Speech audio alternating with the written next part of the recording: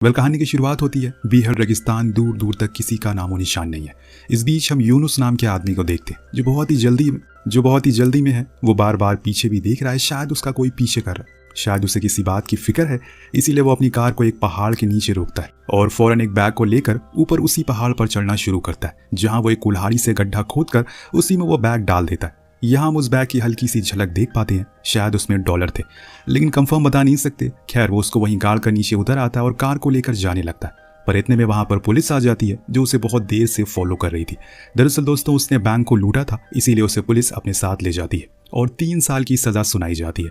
अब जब वो जेल से रिहा होता है तो काफी कुछ बदल गया था उस शहर में, लेकिन वो सबसे पहले अपने उस बैग को लेने के लिए जाता है उसी पहाड़ पर। लेकिन वहां वो जैसे ही टैक्सी से उतरता है, वो जो देखता है उसके तो होश ही उड़ जाते हैं। दरअसल जहां उसने वो बैग वो पैसे गाड़े थे, सेम उसी जगह पर अब किसी की दरगाह बन गई है, मजार बन गई है, जिन्हें कई लोग मानते भी हैं, जो कि उसे वहां बैठे हुए दिखाई भी देते हैं। यूनुस सोचता है कि क्या किसी को वो बैग मिल गया होगा या फिर अभी तक इस बारे में किसी को पता नहीं है। इसी उम्मीद में वो ऊपर जाता है तो देखता है कि वहां पर काफी लोग हैं अलग अलग धर्म के, जिनकी आस्था है। उनका मानना है कि यहाँ पर आने से उनकी बीमारियां ठीक हो जाती है। जब यूनुस देखता है तो नीचे एक बस्ती भी बसी हुई है जो कि पहले नहीं थी। वो नीचे जाकर किसी होटल में ठहरने का सोचता है कुछ दिन के लिए। इसी बीच उसे एक हॉस्टल मिल भी जाता है, लेकिन उसके पास अभी इतने पैसे नहीं है कि वो पूरी पेमेंट कर सके। वो वहाँ के ओनर से कहता भी है कि मैं बाकी पैसे बाद में दे दूंगा, लेकिन वो मना कर देता है। तभी सलीम नाम का आदमी वहाँ आ जाता है जो कि उसी होटल में ठहरा हुआ था। वो उसको मुसीबत में देखकर उसकी पेमेंट कर देता है और कहता है कि आप रूम में जाकर मुझे मेरे पैसे दे देना। वो हाँ करता है और फिर अपने रूम कीज लेकर रूम पर चला जाता है। लेकिन तभी उसे फिर से सलीम मिलता है जो उसे पूछता है कि क्या आपको कोई बीमारी है। यूनुस फ्रस्ट्रेशन में कहता है कि आप मुझसे इतने सवाल क्यों कर रहे हो। तो वो कहता है कि मुझे लगा कि आप यहाँ पर इलाज करवाने के लिए आए।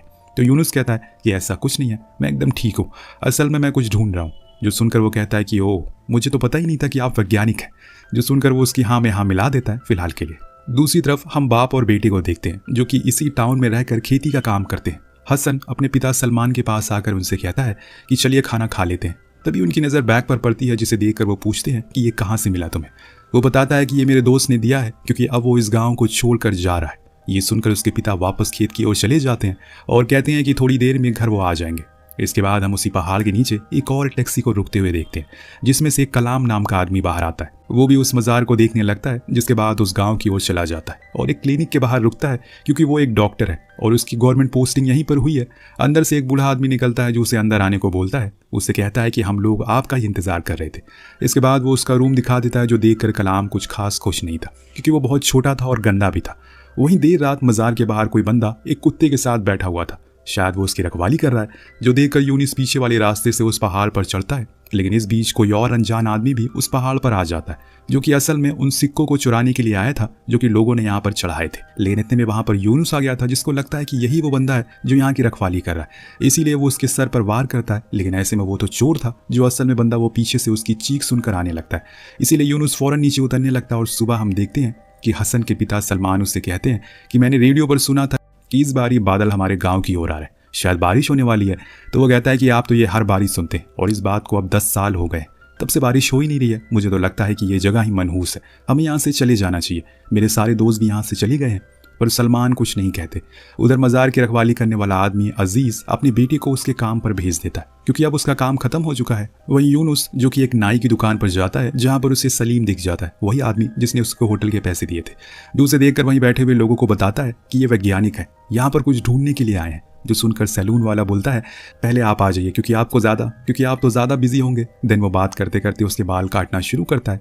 इतने में वहाँ पर अजीज़ आ जाता है, उस मज़ार का रखवाला, जिसे देखकर सलीम कहता है कि तुम तो हमारे हीरो। जिसे सुनकर वो नाई बोलता है अच्छा बताओ तो वहाँ हुआ क्या था। तो अजीज़ पूरी कहानी बताना शुरू करता है, जिसमें आधी सच्ची तो आधी झूठी होती है। लेकिन वो इतना ज़रूर कहता है कि उसके साथ एक और आदमी था जो कि पहाड़ से नीचे उतर गया, लेकिन मैं उसे पकड़ नहीं पाया।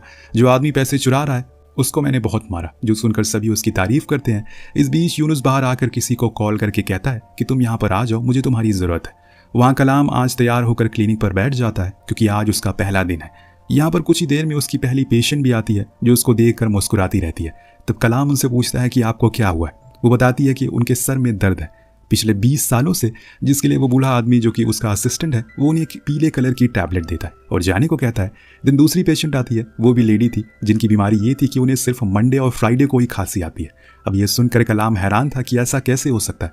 फिर इतने में उसका असिस्टेंट उस लेडी को भी वही पीली टैबलेट देकर जाने को कहता है। अब कलाम परेशान है कि क्या सभी औरतें ही हैं, कोई आदमी नहीं आया यहाँ पर। यही जानने के लिए वो बाहर जाता है तो देखता है कि वहाँ पर बस औरतें ही थी जो उसे देखकर स्माइल कर रही थी। उसे बहुत ही अजीब लगता है, इसीलिए वो अंदर अपने असिस्टेंट से पूछता है कि क्या कोई मर्द बीमार नहीं पड़ता।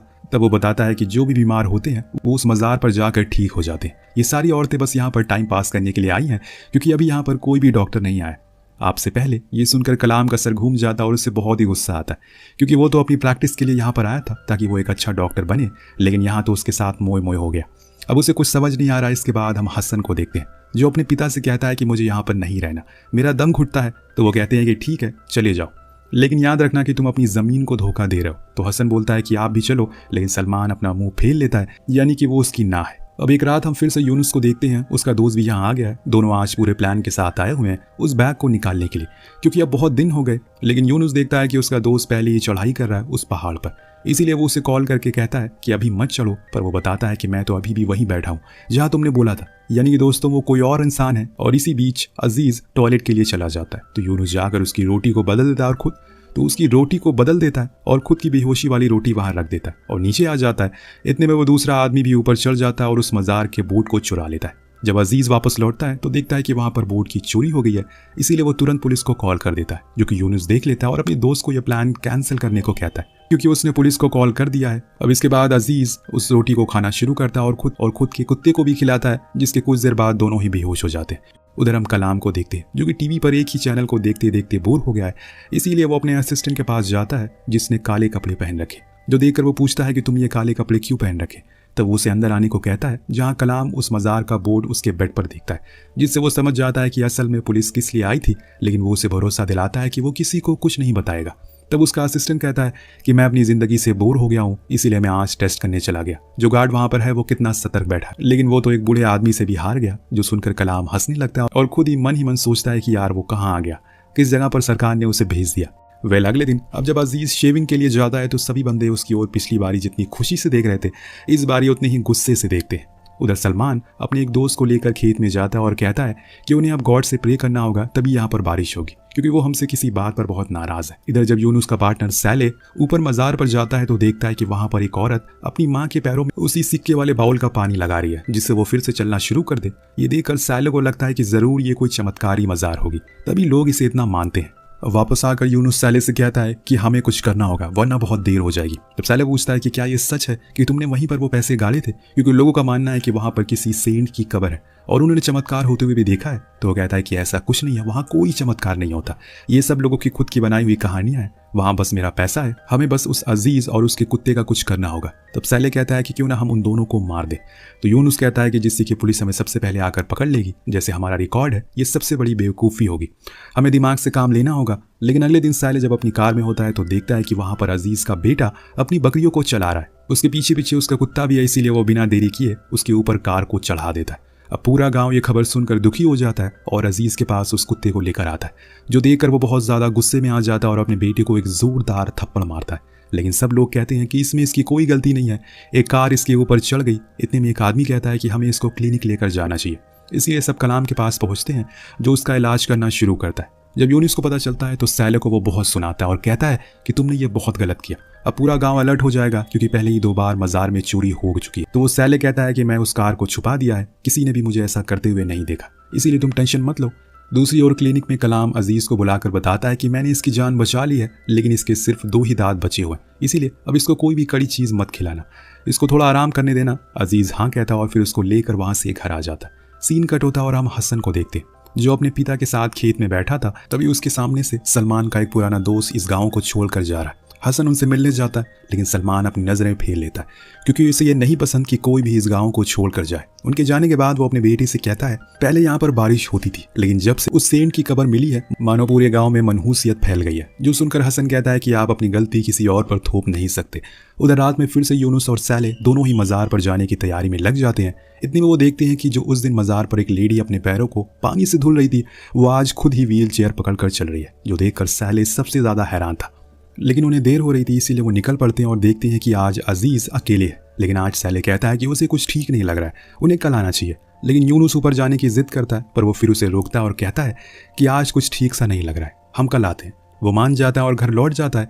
अब अगले दिन सलमान हथौड़ा लेकर उस मज़ार को तोड़ने पहुंच जाता है, पर कुछ लोग उसे ऐसा करने से रोकते हैं। आपको पता ही है सलमान किस कदर गुस्सा है। खैर, रात होने पर हसन अपने पिता के पास खाना लेकर जाता है और कहता है कि आपने सुबह से कुछ नहीं खाया, पर वो उसके सवाल का कोई जवाब नहीं देते। हसन को लगता है कि शायद वो उससे नाराज़ है, इसीलिए वो खाना वहीं रखकर बाहर आ जाता है। लेकिन जब अगले दिन जाता है तो देखता है कि वो खाना अभी भी वैसे ही रखा हुआ है, जिससे कि उसे उनकी फिक्र होने लगती है। वो उन्हें बार बार पुकारता है, लेकिन सलमान की कोई आवाज़ नहीं आ रही थी।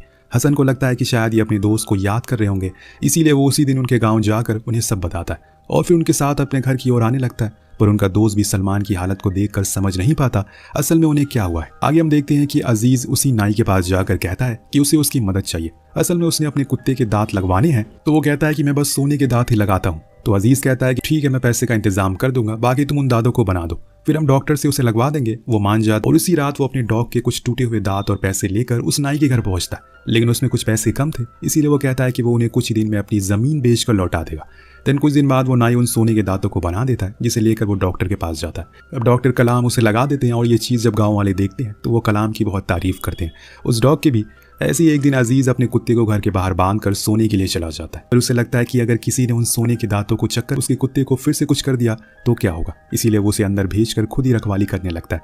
यही समय का पहिया है दोस्तों, कल कुत्ता उसकी रखवाली कर रहा था और आज वो कुत्ते की कर रहा है। वहीं दूसरी ओर हसन फिर से अपने पिता के कमरे में जाता है, पर वो देखता है कि उनकी मौत हो गई भूखे रहने की वजह से। इसके बाद वो उन्हें वहीं अपने खेत में दफन कर देता है।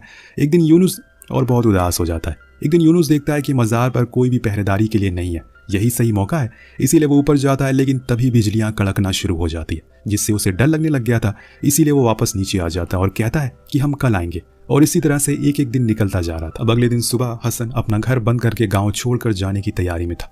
अपने पिता को वो आखिरी सलाम करता है, लेकिन तभी आसमान से पानी गिरना शुरू हो जाता है, जिसे देखकर वो रोने लगता है, क्योंकि यही तो उसके पिता हमेशा से चाहते थे। इसी के लिए उन्होंने कितनी दुआएं करी।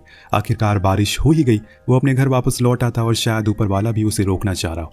उस दिन हसन ऊपर जाकर उस मज़ार पर बैठ जाता है और सबके जाने के बाद वो वहाँ एक गड्ढा खोदता है और एक बम उसमें लगा देता है, जिसकी वायर वो पीछे से जाकर जला देता है। इस बीच वहाँ पर यूनुस भी आ गया था और जैसे ही वो उस गेट को खोलता है वो वायर जलना शुरू हो जाता है, जिसके कुछ देर में वहाँ एक जोरदार धमाका होता है और सब कुछ खत्म हो जाता है। हसन जब वापस आकर देखता है तो पूरी मज़ार ढह चुकी थी, पर उसे ज़मीन में कुछ गड़ा हुआ मिलता है। जब वो उसे बाहर निकालता है तो वो वही बैग था जिसमें यूनुस के पैसे थे, लेकिन यूनुस तो वहीं बेहोश पड़ा हुआ था। इतने में पुलिस का सायरन की आवाज़ आना शुरू हो जाती है और हसन वो बैग लेकर भाग जाता है, जिसके कुछ ही देर बाद यूनुस को भी होश आता है और वो भी पुलिस की आवाज़ सुनकर नीचे आने लगता है। पर वो देखता है कि सैले कार लेकर भाग गया है। घर जाने पर जब हसन उस बैग को खोलता है तो उसमें कई करोड़ रुपए थे, जिसे देखकर उसके होश उड़ जाते हैं और वो उसी सोच में डूब जाता है कि वो इन पैसों का क्या करेगा। जब ये सीन कट होता है तो हम देखते हैं कि हसन ने सेम वैसे ही मज़ार अपने पिता की कब्र पर बनवाई थी, क्योंकि उसका मानना था कि उस सेंट ने कुछ नहीं किया, बल्कि उसके पिता की ये दुआओं का असर है, जिसकी वजह से इस गांव में फिर से बारिश होने लगी। इस बीच हम देखते हैं कि सभी लोग फिर से वापस आने लगे हैं, जो उस गांव को छोड़कर गए थे। अब आप सोच रहे होंगे कि आखिर इस कहानी में था क्या, ये कहानी हमें क्या बताने की कोशिश कर रही थी। ये कहानी हमें यही बताने की कोशिश कर रही है कि ज़्यादा अंधविश्वास आपको अंधा बना सकता है और ज़्यादा लालच आपको जानवर। इसीलिए अंधविश्वास लोगों से बचिए। आपको कहानी कैसी लगी नीचे कमेंट करके ज़रूर बताएगा। मिलते हैं अगली वीडियो में। Thank you so much watching. Peace out.